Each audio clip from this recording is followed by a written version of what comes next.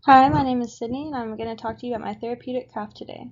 I decided to do a crochet blanket, and I decided to do this because my fiance's grandmother passed away this last year, and something really nice that she always did for us was make a blanket for every person for the holidays, so I thought this would be a fun tradition to carry on. For supplies, I started my project with 6 skeins of yarn and ended up ending it with 12. This is the type of yarn that I got. Obviously, you can use any kind of any thickness. It does say on the back of the yarn what kind of crochet hook you're supposed to use. I personally used a 19mm crochet hook. The nice thing about crocheting is that you can do it almost anywhere as long as you have room for your body and for the blanket to go across your lap. I personally used my wingback chair in my sitting room. It's got dim lighting, so I was able to see which loops to loop it through, which is really helpful. For my social and cultural significance, like I said before, my fiance's late grandmother used to make blankets for all of us, and that was a really neat tradition that I wanted to carry on. Additionally, while I was doing this project, my aunt and my cousin really wanted to learn how to make blankets as well, and so that put me in a different role and helped me learn how to crochet even better because it put me at looking at it from a teacher aspect, and that was a really fun way for us to bond and have a good girls' night. Now we're going to start the sequencing of how to do it. First, you start with making a loop. You can tie it however way you want. It doesn't really matter what the knot is. Then you insert your crochet hook into the loop that you made, and you create something that they call a yarn over, which is where you just wrap the yarn over the crochet hook, and as you can see in the second picture, it's kind of tucked underneath that little lip. Then you pull through, and so the loop that's closer to my hand would go over the crochet hook and no longer be connected to it. You would do this for the desired width of your blanket, and then you have to create a turn. Turns are really difficult and a little bit hard. What I learned to do was to create 2 extra chains in your desired width and use that to physically turn your blanket so that your blanket is the same width all the way down and you don't create some kind of like triangle or inverted shape. From here you start the pattern. I decided to do a double half crochet because it looked interesting to me but also manageable for a beginner. So we start with the loop that's already on the crochet hook, and then you yarn over, and then you stick your crochet hook into the desired loop on your original chain. That is seen in the first picture. In the second picture, you can see that you yarn over again, and then you pull your closest loop over that. So you result with 3 loops on your crochet hook.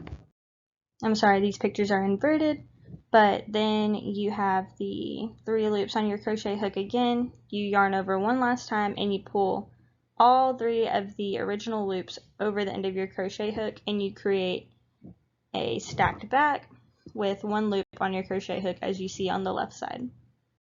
I really enjoyed this craft. I've incorporated it in my nightly routine. I would do it to help kind of wind down without electronics at the end of the day. It really helped clear my mind. I would do it either while listening to a podcast or re-listening to Gilmore Girls, and it really just helped turn my brain off and help me sleep a lot easier. As for client factors, obviously you can figure out a way to do this craft without these, but these factors are necessary to do it in a typical fashion. So for starters, you would need your eyes and visual acuity so that you can see and choose which loop to enter each time and how to yarn over and the width of your blanket, etc. All those things are really important. Additionally, you would need a functioning neuromuscular system, especially in your hands. You don't really need your legs, but in your wrist and your fingers, you need a lot of fine motor skills as it uses the skill of manipulates a lot throughout this craft. For performance skills, like I said before, we use the skill of manipulates throughout this craft. You have to be able to hold the crochet hook, move your wrist, and do all of that throughout the process. Next is the skill of chooses. I think that this is really, really important, and I realized how difficult it could be whenever I was teaching my cousin how to make blankets. She had a really difficult time choosing which loop to go through each time, and that's really necessary for creating a cohesive pattern. Next, we have the performance skill of sequences. This one's really important because there's so many different patterns and complexities of blankets that you can make. And if you forget which one you're doing, or if you mess up, or if you even just crochet slightly tighter in a certain place than you do throughout the rest of the blanket, it really throws off the whole look. As for safety hazards, there's not many in the normal making of a blanket, but I would say you might be careful with scissors if you have someone with trimmers or a child for cutting the yarn. Additionally, I'd be wary of tripping. If you don't have good balance and you get up and you have your yarn all strewn over the place, that could be a hazard. For grading and grading down, I would suggest hand crocheting. It requires less dexterity. It's a lot easier for children or if you had arthritis.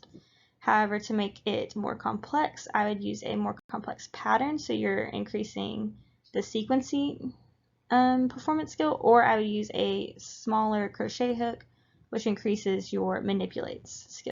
Personally, for therapeutic outcomes, I believe that I gained a performance outcome as I was able to complete a blanket, and additionally, I gained participation because I was able to participate in a tradition of my fiance's family and do this for everybody. As you can see on the lower right, that's my blanket a little bit before it was done, and I really enjoyed the process.